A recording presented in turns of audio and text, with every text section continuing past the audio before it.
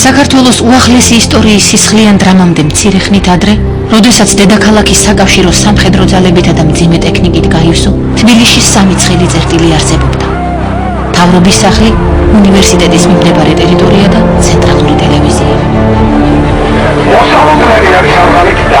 თავდაპირველად მოსალოდნელი საშიშროების შესახებ მიტინგეებს ეროვნულ-დემოკრატიული პარტიის ლიდერმა გიორგი ჭანტური ემაცნობა, რომელიც ხალხს ერთიანობისა და სტრატეგიული ობიექტების საკუთარი ძალებით დაცვისაკენ მოუწოდებდა.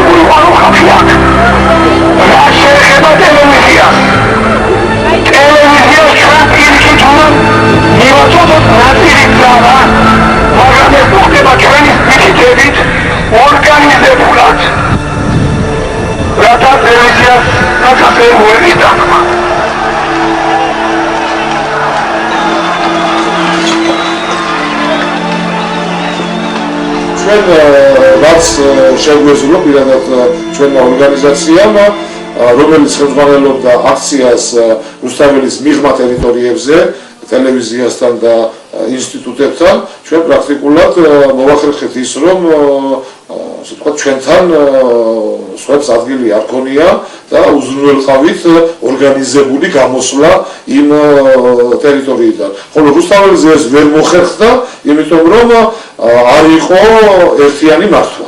და შესაბამისად ემოცია უფრო ჭარბობდა, ვიდრე სახი გონება, მაგრამ კვლავ და კვლავ ეს იყო ბუნებრივი თუ შეცდომას დავარქვევთ, შეცდომა გამომდინარე იქიდან, რომ მოწინააღმდეგის გეგმების შესახებ თუ კი რამე ინფორმაცია შეიძლება ვინმესგან მიგვიღო, ჩვენ ასეთი საინფორმაციო წყარო არ ყოლია. მე უფლებას ვერ მივცემ ჩემს თავს, არ გავაფრთხილო საზოგადოებრივობა, კაც მომდგარი განსაცდელის ჟამს და არ ვთხოვ თავიანთ შვილებზე, ოჯახის წევრებზე კეთილ გონიერი გავლენის მოხდენა, რომ იტყვიან შემდეგ ყველაფერი გვიანი. ქვეყანაში უკიდურესად დაძაბული ვითარების განმუხტვის მიზნით სხვადასხვა თანამდებობის პირთა სატელევიზიო მიმართვებმა პერმანენტული ხასიათი მიიღო. თუმცა ეგრეთ წოდებული პროპაგანდისტული და ნდობა დაკარგული მედიიდან მსგავსი შეგონებანი საპირისპიროდ მუშაობდა. ძვირფასო ბავშვებო, დღეს ჩვენი რესპუბლიკა, ჩვენი საყვარელი თბილისი მძიმე რთულ მდგომარეობაში არის. ამიტომ მოგიწოდებთ ყველას, რომ შეერთებული ძალებით, დიალოგით, მოფიქრებულად შევეცადოთ დიდი პრობლემების გადაწყვეტა. მოგმართავთ უმორჩილესი თხოვნით. გამოვიჩინოთ წინდახედულობა და სიბრძნე, რომ ამ სულ სიტუაციაში არ გავამძაფროთ ისედაც საქმე.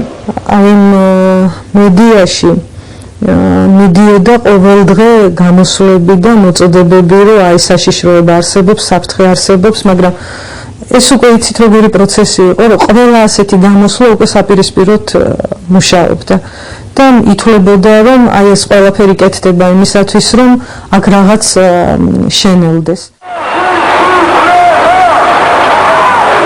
დემონსტრაციებისა და მიტინგების ხელმძღვანელობამ უნდა მონახოს რაღაც საერთო ენა და დასხდეს რვალი მაგიდის გარჩევა, რომ ეს გამოცდილება შეიმუშავა ქვეყნისთვის და საქმისთვის. რაიმე საერთოს მიაღწიონ, რომ საბოლოოდ ეს ყოველივე არ წავიდეს მართლა უბსკრულისაკენ.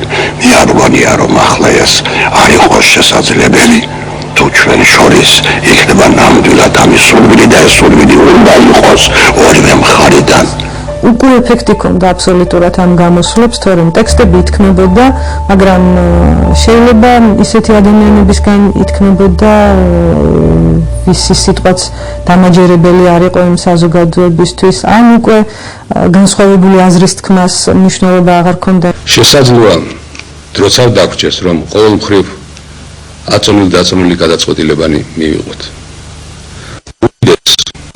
გამოსვლები კრებულ შეცდომას ჩავიდენთ, თუ სიმართლეს თვალებში არ შევხედავთ და ყველაფერს თავის სახელს არ დავარქმევთ. სიმართლე კი ის გახლავთ, რომ ჩვენ აშკარა კატასტროფის წინაშე ვდგავართ. დიახ, კატასტროფის წინაშე. და იმასაც მოგახსენებთ, რომ ძალიან დიდი ხანია არ გქონია ასეთი საფრთხე, ურთულეს სიტუაცია ჩვენი ერის ისტორიაში.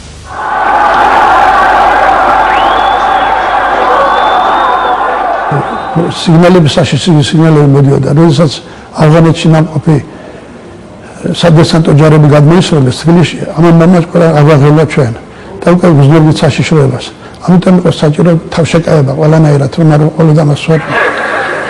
მეგობრებო, თუ კი ჩვენ არ დავიშლებით და ერთმანეთის ხარდამხარ ვიქნებით, მაშინ მეგობრებო, მე წარმოუდგენლად მიმაჩნია, მე ძალიან მეეჭება, რომ ხელისუფლება გამოვიდეს დარბევაზე ხელკეტებით, აი ამდენი ხალხის წინა. საპირისპიროდ მუშაობდა ყველაფერი, რაც ისტორიული რეალობის გათვალისწინებას, საღად აზროვნებასა და რუსეთთან ურთიერთობის რაციონალურ ხერხებს უკავშირდებოდა. მიტინგომანიურ აზარტსა და ფსევდორადიკალიზმს ვერც ჯანსაღი ეროვნული ძალები, ვერც ხელისუფლება, ვერც ინტელიგენცია და ვერც ეკლესია ვერ მოერია. არ მინდა მე კონკრეტულ პიროვნებებს შევეხო, მე ვლაპარაკობ ორ მიმართულებაზე და არა ადამიანებზე. აი ეს რადიკალიზმი ზოგადად, ეს იყო მართული პროცესი, წაქეზებული პროცესი. ეგ არ ნიშნავს, რომ ის ადამიანები, ვინც თქვათ რადიკალიზმს ემსახურებოდნენ, ყველა შეგნებულად აკეთებდა ამას. ეს რა თქმა უნდა ამას არ ნიშნავს. ისევე როგორც მით უმეტეს არ ნიშნავს, რომ საზოგადოება, რომელიც აყოლილი იყო ამას, მათ იცოდნენ რა მოყვებოდა ამას. საზოგადოებაც აყოლილი იყო ამ რადიკალიზმს, იმიტომ რომ ზოგადად ქართული საზოგადოება ადვილად მართვადი აღმოჩნდა ამ ეგზალტაციის გზით, რაღაცა თეატრალიზებული წარმოდგენების დადგმით და ასე შემდეგ. რუსეთს ჰქონდა თავისი გეგმა და ის ამ გაღიზიანების გზით არ მიდიოდა. რუსეთთან ურთიერთობა რა თქმა უნდა თავიდანვე არასწორად წარიმართა. რუსეთის გაღიზიანებაში თუ თქვენ გულისხმობთ რაღაცა ფრაზებს, ანტირუსულს და ეს რა თქმა უნდა არ უნდა ყოფილიყო, მაგრამ პრინციპული პოლიტიკა პირიქით რუსეთის მიმართ პრინციპული პოლიტიკა აკავდა საქართველოს. შეიძლება ფრაზეოლოგია იყო ანტირუსული, რომელიც სრულიად არასაჭირო იყო, მაგრამ ფრაზეოლოგიის ნაცვლად უნდა ყოფილიყო პრინციპული პოლიტიკა საქართველოს დამოუკიდებლობის ინტერესებიდან გამომდინარე. და საქმით რა იყო საქართველოს პოლიტიკა, გინდა აი მთელი ამ პოსტსაბჭოთა პერიოდში საქმით არ იყო პრინციპული რუსეთის მიმართ. ანტირუსული ფრაზების უკან იმალებოდა რა, პირიქით კაპიტულანტური პოლიტიკა. ასე რომ ჩვენი უბედურება ისევ და ისევ პრინციპულობისა და გონიერების ნაკლებობაა და არა ზოგადად ასე რომ ვთქვათ რუსეთის გაღიზიანება. უკანასკნელ შეხვედრაზე ხელისუფლება მიტინგის ორგანიზატორებს აქციის იპოდრომის ტერიტორიაზე გადატანას თხოვდა. მოლაპარაკებათა უშედეგოდ დასრულების შემდეგ 8 აპრილის თავდაცვის საბჭოს სხდომაზე მიტინგის ძალისმიერი მეთოდით დაშლისა და ეროვნული მოძრაობის ლიდერთა დაპატიმრების გადაწყვეტილება მიიღეს. ამ პერიოდში საქართველოს შინაგან საქმეთა მინისტრი ქართული მილიციის ნაწილებთან ერთად სოხუმიდან თბილისში დაბრუნდა.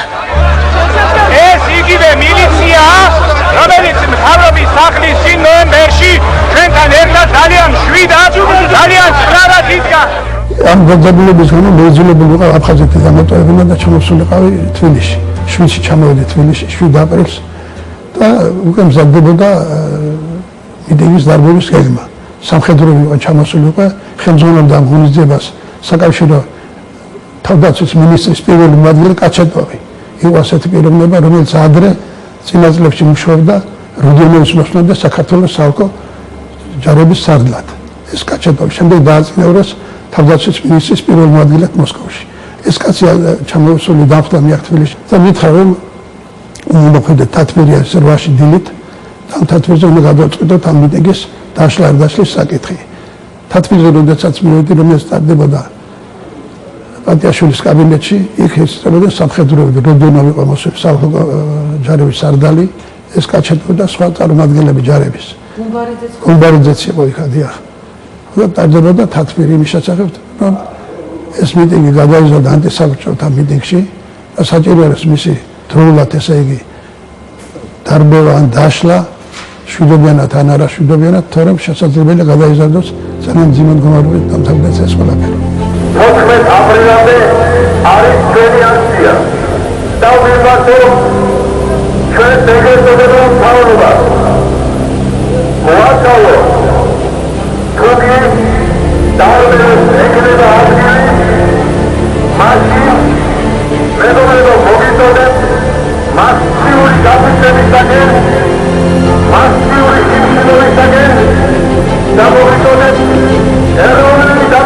სამხედრო ოპერაციამდე მიტინგზე გაისმა განცხადება, რომ აქცია 14 აპრილს შეწყდებოდა. შემდეგ კი ეროვნული მოძრაობის ლიდერები საქართველოს დამოუკიდებლობისათვის ბრძოლას სხვა პოლიტიკური ხერხებით გააგრძელებდნენ. აქცია იყო ვადაში გაწეული. ყველა ვარიანტში აქცია მთავრდებოდა 14 აპრილს. ასე რომ თავისუფლად შესაძლებელი იყო, რომ ელემენტარულად თუ ხელისუფლება სურდა ჩვეულებრივ ვითარებაში წარმართული იყო პოლიტიკური ცხოვრება 14-მდე მოეთმე 14 შემდეგ ეს ხალხი დგებოდა. ისე როგორც ნოემბერში მშვილობა თავიდანვე იყო გამოცხადებული, რომ 29 ნოემბერს თავდებოდა. ეს ვადაში იყო შემოსაზღვრული. ამიტომ ის საფრთხე არ არსებობდა. 14 აპრილის შემდეგ რა პროცესები მიდიოდა? პოლიტიკური ჯანსაღი პროცესები. ჩვეულებრივი პოლიტიკური ჯანსაღი პროცესები, ქართული საზოგადოებრივობის მომზადება იმისათვის, რომ უახლოეს მომავალში საბჭოთა იმპერიის რღვევის პროცესში საქართველოს შეენარჩუნებინა თავისი დამოუკიდებლობა და აღედგინა ის, რაც 21 წელს ანექსიით და ოკუპაციით ჩვენ დავკარგეთ. ჩვენ დეკლარაცია ქონდა მიღებული, რომ 14 აპრილისათვის უნდა შეგვეტარებინა არჩევნებდა 5 დღე გრანდიოზული აქცია და 26 მაისამდე მიტინგებს შვილიდით. ჩვენი მიზანი რა იყო? ჩვენი მიზანი იყო, რომ სოფლიოსის დაგვენახებინა, რომ ჩვენ ქართველიერი ვიბრძი დამოუკიდებლობისათვის. და ამის დემონსტრაცია მოხდა და ჩვენ შეთანხმებული ვიყავით 14 აპრილს აღინიშნებოდა ენის, ესე იგი 11 წლის თავი და იშლებოდა აქცია 26 მაისამდე. და ეცელია ჩვენთვის. ეს ხო იცოდნენ ძალიან კარგად. მაგრამ ის როგორ პატიეს თავისუფლება და დამოუკიდებლობის მოთხოვნა და დაგვსაჯეს თავისუფლებისათვის და მოინდომა ჩვენ დაშრება არ კიდევ მოვიდეთ. სადამჟელო ოპერაციისათვის, რომ მართლაც საგანგებოდ ემზადებოდნენ, მოვლენების დრამატულმა განვითარებამაც აჩვენა და იქამდე ქვეყანაში არსებულმა საზოგადოებრივ პოლიტიკურმა განწყობამაც. ორი სხვადასხვა ძალა მართავდა ამ მიტინგს რუსეთის მხრიდან. ერთი დაბალი, რომელიც მუშაობდა სამხედროების ვიწრო ინტერესებისათვის. შოვინისტურად განწყობილი ამ კაციჭამია საბჭოთა სამხედროების ვიწრო ინტერესებისათვის. მე მითხრა კაცმა, ეს კაცი მილიციის თანამშრომელი იყო, მაგრამ ჩვენკენ იყო როგორც ჩანს. მოვიდა ჩემთან სპეციალურად მითხრა. მე შევესწარიო 7 აპრილს საღამოს იმედის წინ. 3 კაცი ლაპარაკობდა სამოქალაქოთი.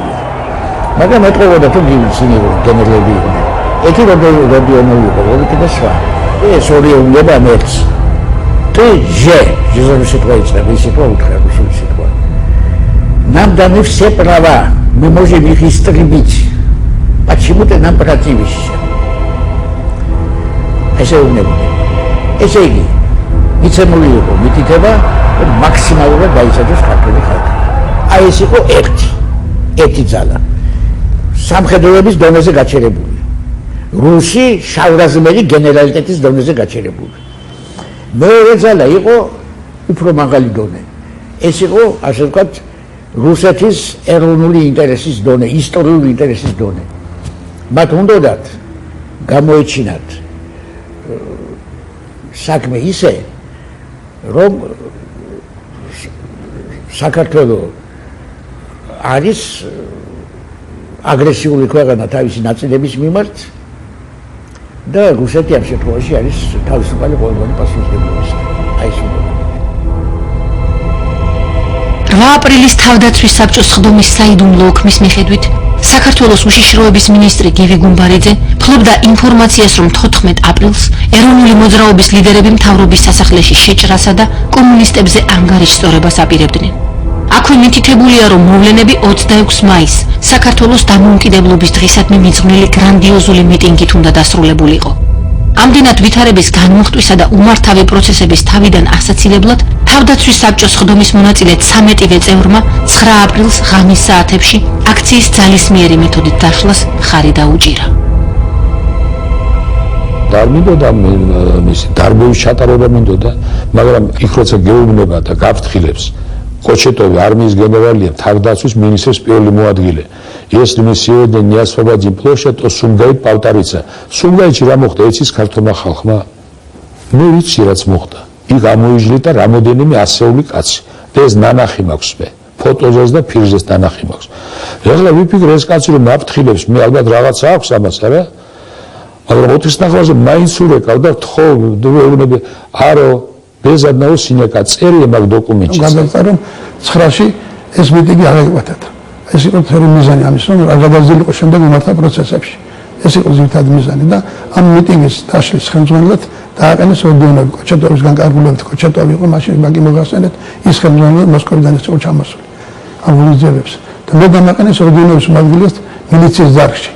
რომ წესრიგი დაცვაში დააშენებოდა დახმარებოდი ასე იგი როდიონებს და დარბოვაში ხოლმე ეს რა თქმა უნდა ქართულმა მილიციამ ეს არ გაიღო მე თავის თავზე ცოტა განაწყენებულის დარჩა აგონიმალავთ ეს იციან მაშინ იმაზე რომ ესე იგი თუ მე ამიტომ ჩამოვედი აქ რომ როდიონებს სახელმწიფო მიტინგისათვის მაშინ მე აღარ ჩამოსულიყავი სოხუმიდან და სოხუმში დავჩენილიყავი გაგეგზელებია ჩვენი ღონისძიებები ხა და მივიღწია სათანადო მიზნებისათვის ის მასალები რაც იქ შემოაგროვეთ ქებეთმას წყალმა წავიღო მე და ყველაფერი მამა დაასხა აფხაზეთის ექსტრემისტების დისკურსზე დაასხა წყალმა იმიტომ ის მასალები წაილეკა ყველაფერი ამის იქ თავის დაგვიდგა ადგილზე არ ამოყავ და ჩვენ ამოყავით თვალი ამ ორიენტირებში 9 აპრილს ამავე სხდომაზე საკავშირო თავდაცვის მინისტრის პირველმა მოადგილემ კონსტანტინე კოჩეტოვმა და ამიერკავკასიის ჟარების სარდალმა გენერალმა როდიონოვმა პირობა დადეს, რომ მოედანს ყოველგვარი ფიზიკური ანგარიშსწორების გარეშე გაათავისუფლებდნენ. აქციის დაშლის გეგმაში არც ალესილი ნიჩბები და არც მომწამლავი გაზი იყო ნახსენები. სამხედრო ოპერაციის დაწყებამდე ტრაგედიის თავიდან აცილების ერთადერთი შანსი კიდევ არსებობდა. ხელისუფლებამ სრულიად საქართველოს კათოლიკოს პატრიარქს ილია მეორეს მომიტინგეებთან მისვლა და მათი გაფრთხილება სთხოვა. მე მოვედი იმისათვის, რომ დაგლოცოთ თქვენ. მთელი საქართველო ხედავს თქვენს თავდადებას. მთელი საქართველო ხედავს თქვენს ღვაწლს.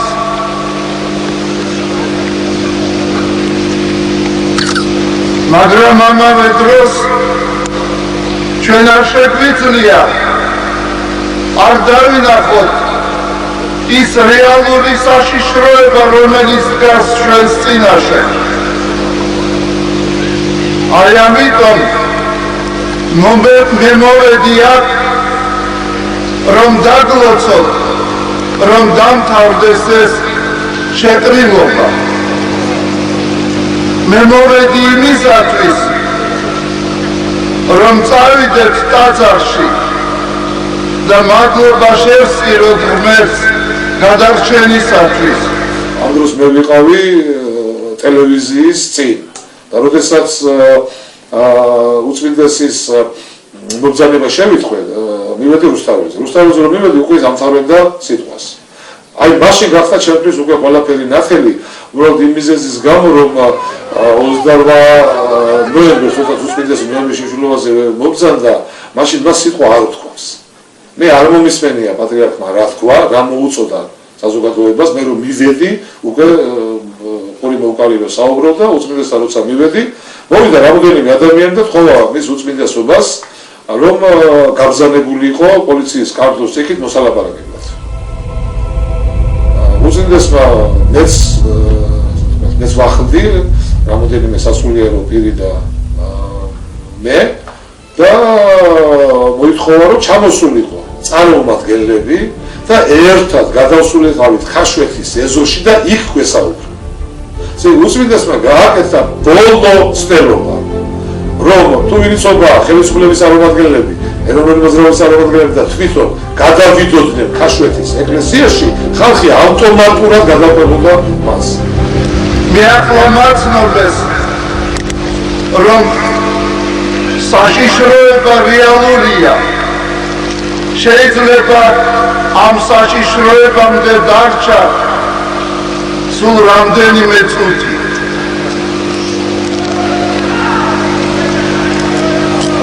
ამიტომ ჩემო სულიერო შვილებო, გეძლევათ ლოცვა კურთხევა, რომ აბრძანდეთ ახლა და წავიდეთ ერთად ქაშვეთის წმინდა გიორგის ეკლესიაში და მადლობა შევსწიროთ უფალს. არა!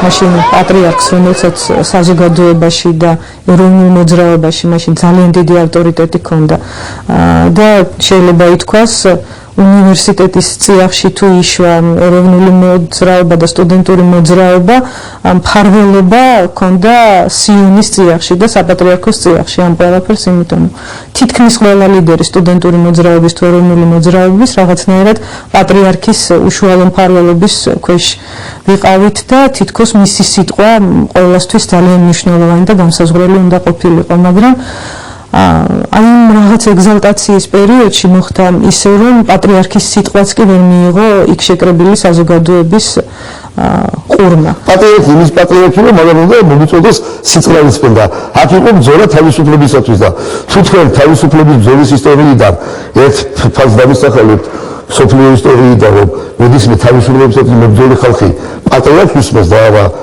თავისუფლებისათვის ბრძოლის აძლევს, მაშინ დავთხრა ბოდიში მოვხდი იმჩენი აქტივობისათვის. არის სხვა ამხავს მე კიდეც რომ გამოვაცხადოთ თქვენ შეგვეცხადეთ მოღალატე. ასე ნუ არის რაღაც რეალური რა არის მათი სასაჯულო ვინა რაირა და დომელი და შეიძლება ჩვენ შევდოთ გასაცდელს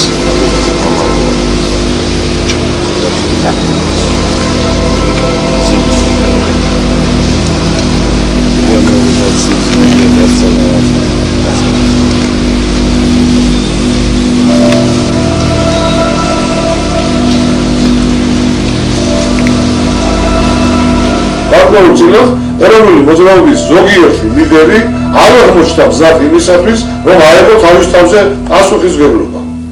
ეს ძალიან მნიშვნელოვანი რამ გახლავთ და ძალიან ბევრი პრობლემა შემდგომ საქართველოში შეიქმნა სწორედ იმის გამო, რომ ეს ლიდერები არ აღმოჩნდნენ მზად აეღო თავის თავზე პასუხისმგებლობა. რას გულისხმობთ? გულისხმობ იმას, რომ მასის მართვის დროს ზოგიერთი მათგანი საკუთარ პიარზე უფრო მუშაობდა, ვიდრე რეალურად ასე ვთქვათ ორგანიზებაზე ეს.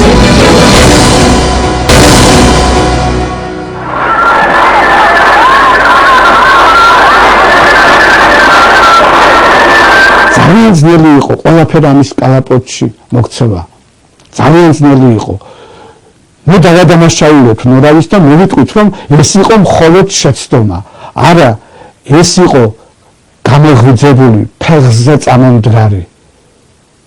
არა ის საქართველო ფურთხის ღირსი ხარო. არამედ უკვე ფეხზე წამომდგარი საქართველო იყო, რომლის შეჩერებაც არავის არ შეეძლო.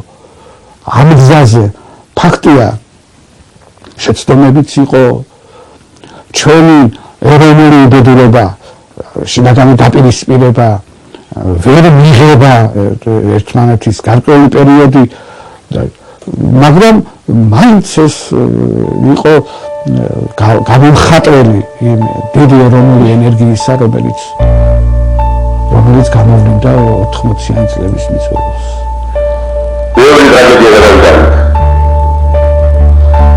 ბევრი უგედურების მომხრევა. მაგრამ რაც გადაჭდა ისიც უნდა ითქვას მესეულად.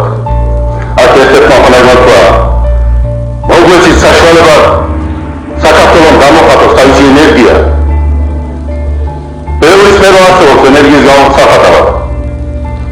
მე თქვენს უხერხად გადავიორო, თითქმის მთელი სოფლი მოივარე ამ 20 წელიწადში. არც ერთი გვარა არ მინახავს, სადაც არ გამოეცვლათ.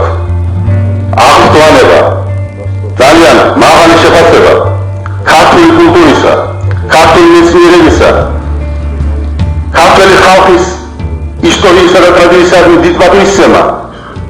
და რის წყალობით არის ეს? იმის წყალობით კი არა, რომ ისტორია იციან კარგად. ეს აი ხალხის ისაკარის ამ დარბაზში ძირითადად ამ ხალხის დამსახურებაა. ჩვენი კინოხელოვნების მოღვაწეების, ჩვენი გამოჩენილი წერილების, ჩვენი თეატრის მოღვაწეების, რომლებსაც მართლაც გაიტანეს ეს ჩვენი ენერგია, ჩვენი ეროვნული ენერგია, ჩვენი ხალხის ენერგია და მომღერლების და სხვების და სხვების.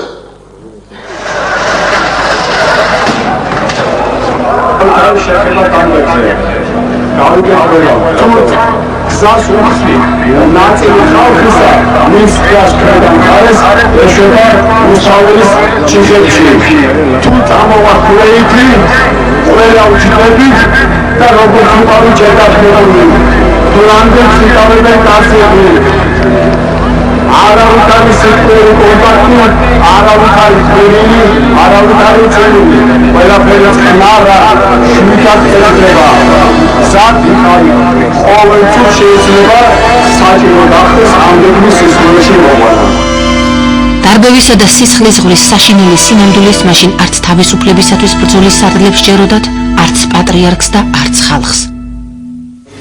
Стояла там рядом с вами, и слово, которое я не понимал, он вроде одно, просто для меня это хаос. Саша Шройбер. Саша Шройбер. Я прямо вижу, как вы его говорите. Вы знаете, все мы почувствовали вот эту опасность, но не эту опасность, конечно, не чувствовали, а мы чувствовали, что опасность существует, но никто не мог предположить, что опасность была настолько жестокой. Этого никто не мог предвидеть. И до сих пор никто не может объяснить того, что произошло. И я должен сказать, что это тоже, наверное, какая-то миссия или крест, который Грузия взяла на себя, потому что я хочу верить, по крайней мере, что в будущем против других народов наших республик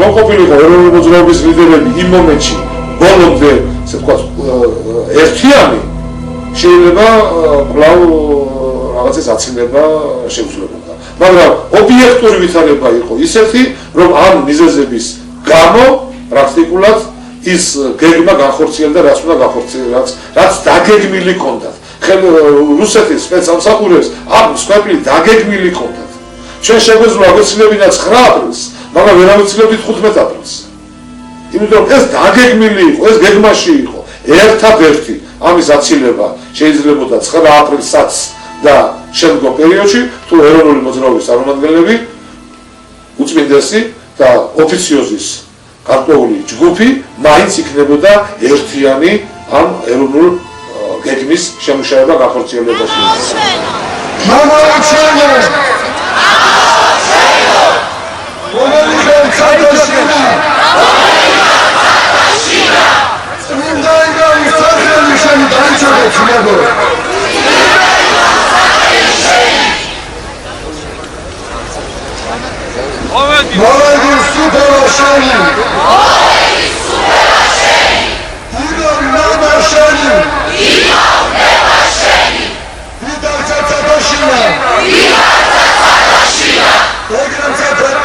Zeda!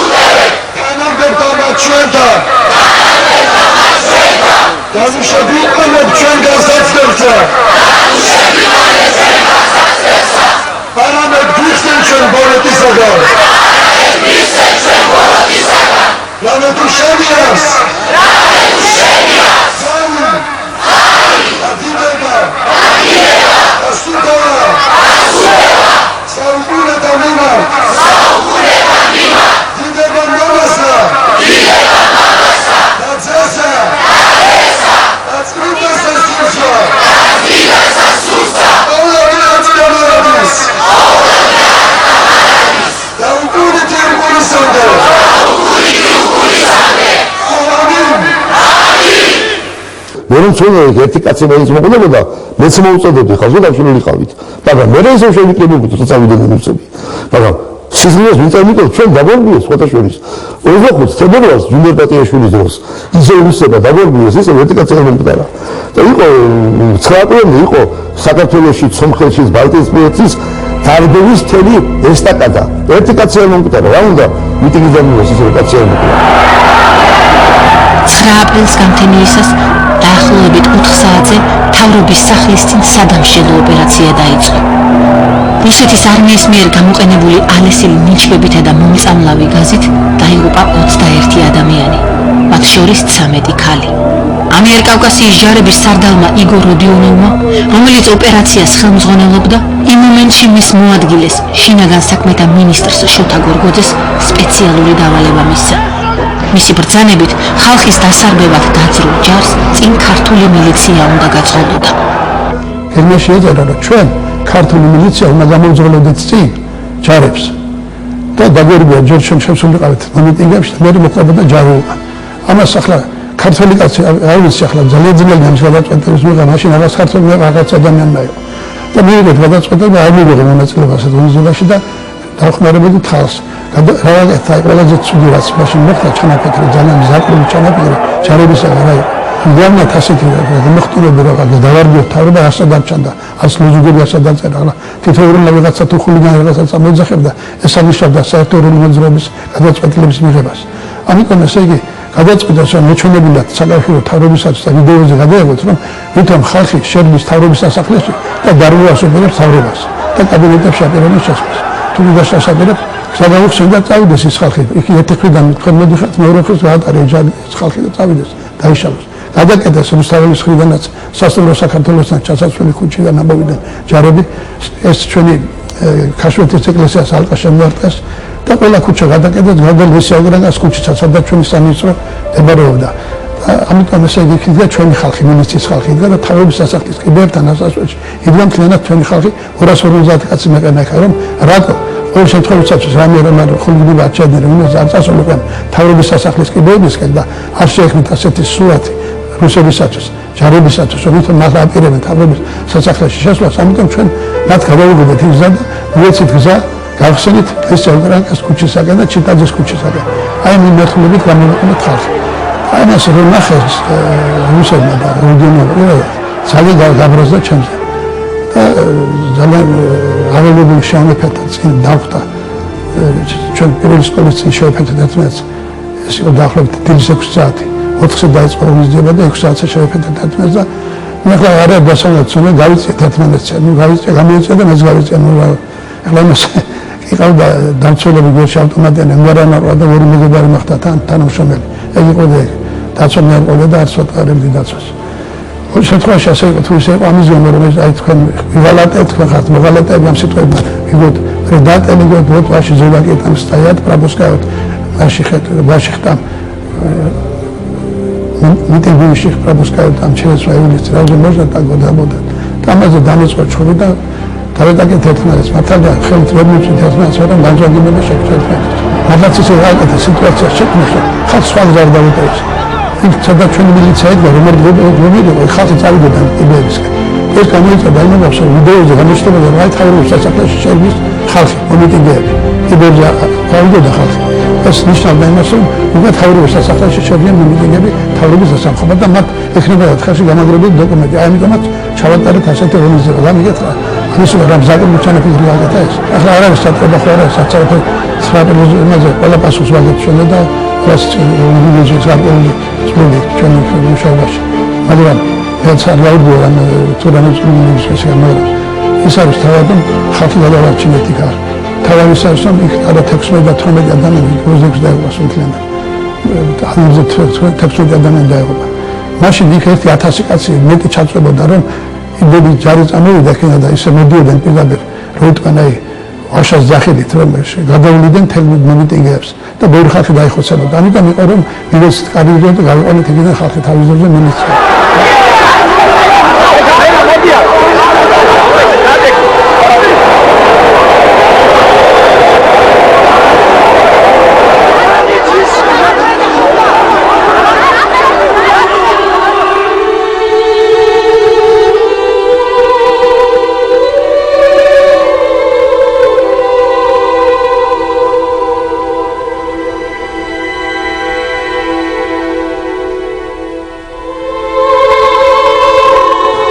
და არხეინათაც უყურებდით როგორც ჩანს მაინც ამ ყველაფერს, იმიტომ რომ აი დარბევის შემდგომაც როცა დაგფანტეს და რაღაცნაირად გავახციეთ იმ ტერიტორიიდან მახსოვს ჩემი მეგობრის სახლში მივედით, ჩვენ არ გქონდა განცდა რომ იქ ტრაგედია დატრიალდა. ჩვენ ფიქრობდით რომ უბრალოდ ეს დაშალეს და ეს აქცია დაიშალა უბრალოდ და ამ დაშლისთვის გამოიყენეს ძალა, მაგრამ უკვე დილიდან გავიგეთ ჩვენ სადღაც აი 8:30-დან 8 საათიდან რო ატყდა უკვე რაღაცა საშინელი ასე ვთქვათ ტრაგიკული აი რაღაცა ხმებიც კი მახსოვს დილანდელი უცებ რო ვიგებდით სხვადასხვა საშინელ ამბავს ზოგს ტელეფონით ზოგი ახლობელი მოდიოდა მე ერთმანეთს ძებნა რომ დაუწყეთ და ამ ძებნაში მაგალითად ბევრ ვინმეს მე დაღუპული ვეგონი იმიტომ რომ ჩემზე გავრცელდა ესეთი ხმა რომ მეც დავიღუპე და აი მე გაცნობიერდა ეს ტრაგიზმი და როგორც ჩანს ძალიან ბევრ ვინმეს მათ შორის ეროვნული მოძრაობის ლიდერებს ვერ წარმოედგინოთ რომ ასე ტრაგიკულად შეიძლება განვითარებულიყო მოვლენები. 9 აპრილი ეს არის ყველაზე საამაყო ფურცელი. ეს არის ბრძოლა, რომელიც ქართველმა ხალხმა გადაიტანა და შევიდა ასევე როგორც ერთ-ერთი ფურცელი, ერთ-ერთი საეტაპო, ესე რომ ვთქვათ, ისტორიული მოვლენა იგივე ამ იმპერიის მსხვერპლის საქმეში. ამაში ორი აზრი არ არის. უბრალოდ ეს იყო დიდ ტრაგედიასთან და რა თქმა უნდა ადამიანების სისხლთან დაკავშირებული. ამას შეეწირა ჩვენი საამაყო მამულიშვილების და ჩვენი თანამემამულეების სიცოცხლე. მეც მზად ვიყავი, მე მინდა გითხრათ, დათია, თავი გამეწირა და მე ფაქტობრივად მოვკვდი და ხმრებიდან ამიროს. ესე თავგანწირვა იყო. აბა ეხლა ჩვენ ესე იგი რისთვის ვიბრძოდით? კრემლში შემუშავებული სპეციალური გეგმა პირნათლად შესრულდა. ეროვნული მოძრაობის ლიდერთა დაპატიმრების შესახებ განკარგულება იმავე ღამით გაიცა. ისინი საკუთარი სახლებიდან აიყვანეს. მთელი გეგმა იყო წარმოდგენილი და იქ ასეთი ამბები იყო, რომ ეროვნული მოძრაობის ლიდერების იზოლირებაზე იყო საუბარი. იზოლირება. რაც ნიშნავს იზოლირება ნიშნავს მენაზე, პარტიულ მენაზეს და სხვა სამართლებრივ ენაზე იმას, რომ ის უნდა დააპატიმრებინათ ისინი დააპატიმრეს კიდევაც და მათ უზრუნველყოფენ დაებრალებინათ უნდა და იყო დაბრალების მცდელობაც კიდე გარკვეულწილად. სხვადასხვა თქვენ თუ მიანცეთ ყურადღებას მე სოფჩაკის კომისიას, რომელიც ჩამოვიდა აქ და უნდა და სწავლობდა ამას, იქ იყო მცდელობა, რომ ეროვნული მოძრაობისათვის დაებრალებინა ეს. आज მიკადრებია მე პირადად რომ ჯუნიორ პატიაშვილისთვის ამეკიდებინა 9 იყო გადაწყვეტილება პირდაპირ მოსკოვის. და მაგალითად არის სწორედ იმ აქციის უძარმაზარი ისტორიული მნიშვნელობა, რომ იმ აქციის დარბევა გადაწყვეტა სწორედ მოსკოვა და მადლობა ღმერთს ქართულმა პედაგოგია, მაგით ვამაყობ რომ მე მესროლა რუსმა და არა ქართულმა. 45. თბილისში საგანგებო მდგომარეობა გამოცხადდა.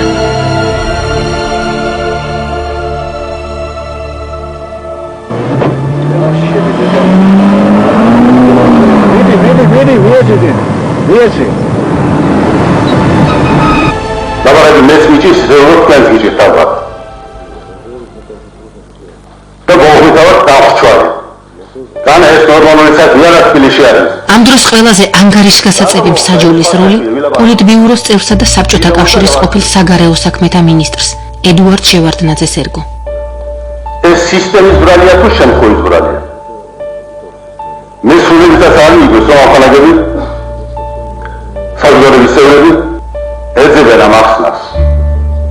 ეს პიროვნების დანაშაულია, პიროვნებათა დანაშაულია. თუ სისტემის ლოგიკური შედეგია. ჯუმბერ პატიაშვილმა თანამდებობა დატოვა. მისი ადგილი უშიშროების მინისტრმა გივი გუმბარიძემ დაიკავა. მე პატიაშვილს შორის ბევრჯერ ვთხოვე. ღია წევრითაც ვთხოვე და პირადადაც ვთხოვე ბევრჯერ. თქვენ იცით აი ამის ორგანიზების ისტორია ხო? თქვით ვინ მონაწილეობდა, თქვით შევარდნაძის როლი, თქვით აქ. თქვით მე შევარდნაძესთან მქონდა შეხვედრა და ეხლა 9-ში იყო რა 10 აპრილს მქონდა მასთან შეხვედრა.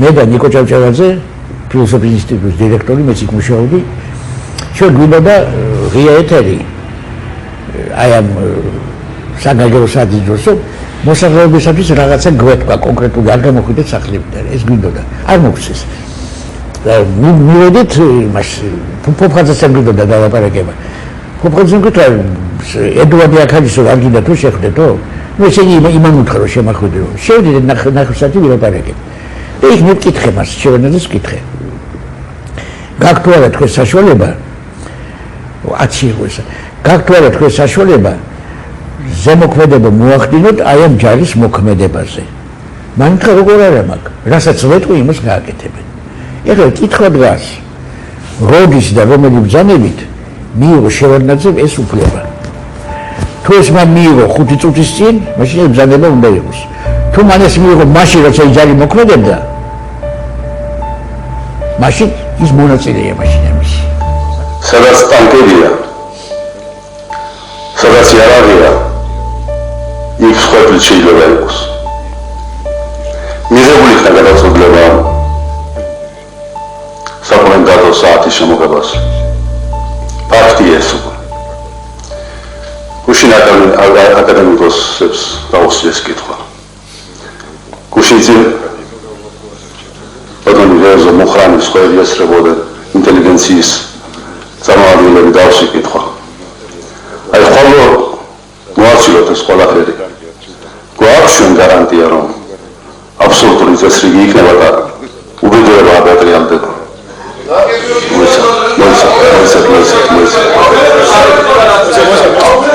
მე გითხარი თქვენ იყო თუ არა საფუძველი ტანკების შემოყვანისა ამას ეს ყველაფერი დადგინდება და ყველაფერზე იქნება თავისი განაჩენი გამოტანილი მადლობთ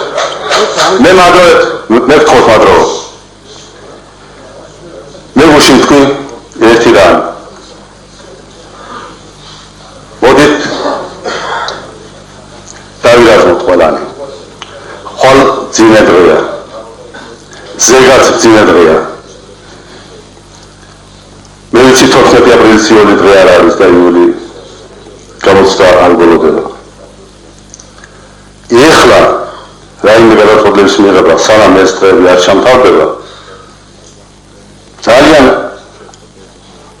დიდ პასუხისმგებლობასთან არის დაკავშირებული და შეიძლება უპასუხისმგებლობასთან იყოს დაკავშირებული მოდით შევძლოთ გავაკეთოთ დავირაზმოთ ეს დღეები გადავიტანოთ ორშაბათს მუშა ქარხანაში იყოს მოსწავლე სკოლაში იყოს სტუდენტი აუდიტორიაში გააძლევთ პირობას არც ერთი ტანკი არც ერთი დრონი ტრანსპორტიორი არც ერთი ჯარისკაცი თბილისში არ იქნება აპრილის ტრაგედიის წინა დღეებში თბილისის აეროპორტში სპეცრეისით თვითმფრინავი დაეშვა საიდანაც მგზავრი არ ჩამოსულა უცნობთან სასაუბროდ ცეკას პირველი მდივნის გვერდისავლით მხოლოდ საქართველოს უშიშროების მინისტრს გივი გუმბარიძეს იწვევდნენ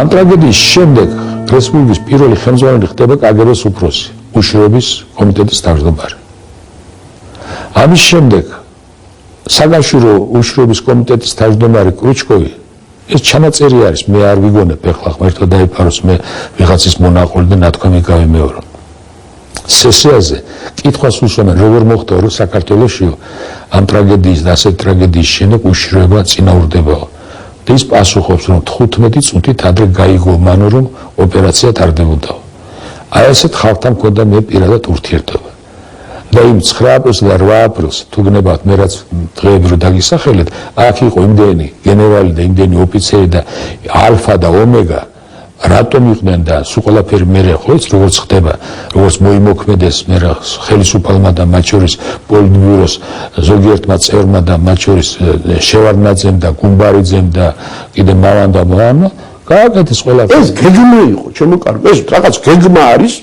სპეციალურად გეგმა რომელსაც სათავეში კლემში ყავს თავისი სცენარისტი და შემსრულებელი და ის აკეთებს ამას კომუნისტების დისერტაცია მოხდა ეროვნული მოძრაობის დისერტაცია ვერ მოახერხეს ჯუმბერ პადიაშვილი ჩამოცილებული იქნა ხელისუფლებიდან და ვინ მოდის ხელისუფლებაში ამ დროისათვის თქვენ დაიკვირდებათ გივი გუმბარიძე თავის დროზე ჟესტაპონის რაიკომის დივანი ერთი სუსტი პარტიული მოღვაწე მოდის და შემდეგ სუკის თავმჯდომარე ხდება და წარმოიდგინეთ სუკის თავმჯდომარე მოდის ცენტრალური კომიტეტის პირველ მდივნად და პრეზიდიუმის თავმჯდომარედ ორი თანამდებობა იყო მაშინ შეითვისა ედბაშად.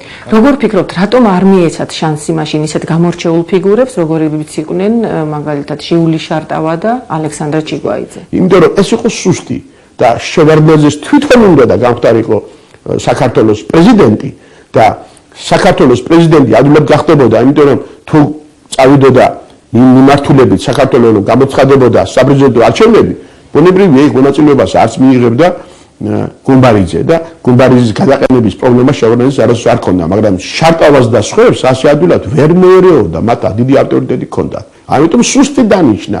ეს აწყობდა თვითონ სუსტი, რომ თავისი კადრები მოეყვანათ, თავისი გარემოსვა შეექმნათ და საქართველოს მართლად მოვლენოდა საქართველოს.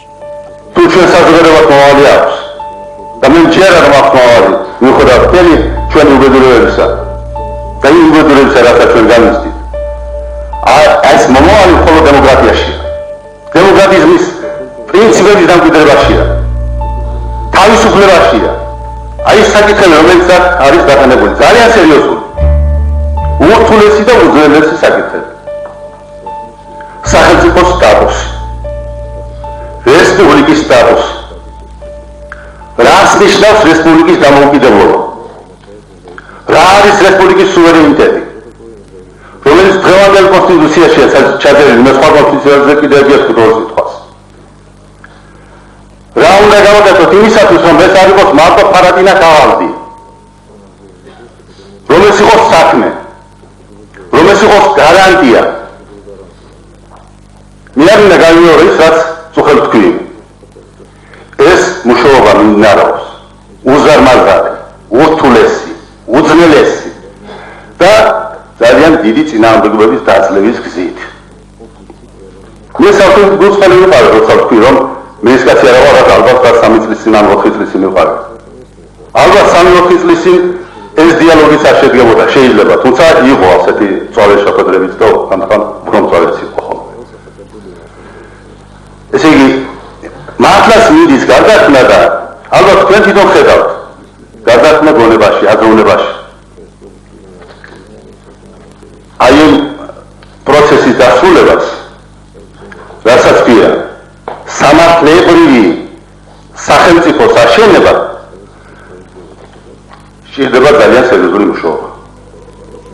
საქმეში ჩახედულმა ამხანაგებმა ძალიან კარგად იციან, რამდენად ძნელია ეს ამბავი.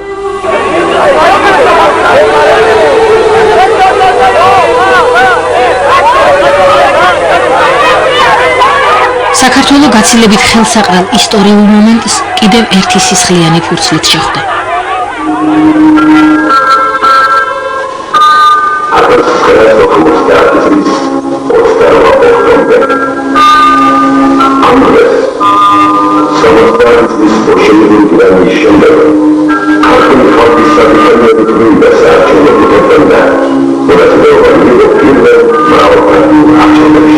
მომენტს, რომელიც ზუსტად წელიწადსა და 6 თვეში დადგა. მაგრამ ჩვენი ქვეყნის უახლესი ისტორია მომდევნო 20 წლეულის მანძილზეც ქუჩის დაუსრულებელი ეიფორიის მორევში აღმოჩნდა.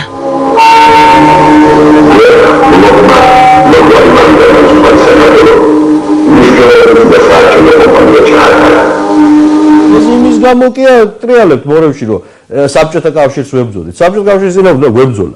არამედ იმიტომ ტრიალებთ მორევში, რომ ერთმანეთს ვებძოდით მე.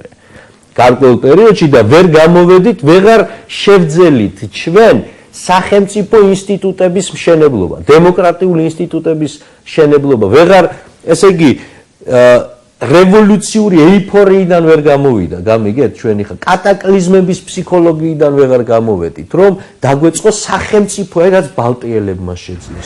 შეიძლება მოისურვოთ მაგალითად ასეთი, რომ 9 აპრილი იყო საბჭოთა კავშირის იმის დასაწყისი და ამას ჩვენ მივახცეთ ჩვენი სისხლი. კი ბატონო. კი ბატონო. ამან ძალიან დიდი როლი ითამაშა ამ საბჭოთა კავშირის დანგრევაში. ფსიქოლოგიური მომზადება მართალია, მაგრამ ჩვენ მიღებული ჰქონდა გადაწყვეტილება ქართველის ლიდერებს, კვალიფიციურს, არაკვალიფიციურს ურეთია, ჰქონდა მიღებული გადაწყვეტილება, რომ ჩვენი სისხლით ვიყიდოთ თქვა ეს. აი ამდენი და ამერიკას ეხლა ეს ღია საკითხია. როდის ხარბზად რა, როდის არ ხარბზად ეს ღია საკითხია. ეს რომც არ მომხდარიყო, სხვათაშორის რომც არ მომხდარიყო. ეს რუსული იმპერიის სრულობით გამორჩეული ხარისხის მტრობა საქართველოსადმი. სომხეთთან შედარებით, აზერბაიჯანთან შედარებით, შუა აზიასთან, ეს მაინც ძალაში იქნებოდა. რუსებმა ჯერეთი ობიექტური პირობები იცის, რომ საქართველოს ცენტრი ამიერკავკასიის ეს იცის და გარდა ამისა რუსეთს აქვს ასე ვთქვათ ისტორიული ბოლმა. რუსეთის იმპერიის გამორჩეულ მტრობასთან ერთად სახეზეა ერთი მარტივი ჭეშმარიტება, რომელიც 9 აპრილის ტრაგედიის შემდეგ მწერალ ჭაბუა ამირეჯიბს უთქვამს. კაცობრიობის ისტორიაში არ არსებულა ხელისუფლება, რომელსაც ვინმესთვის უპატიებია განზრახვა და ამხოს არსებული.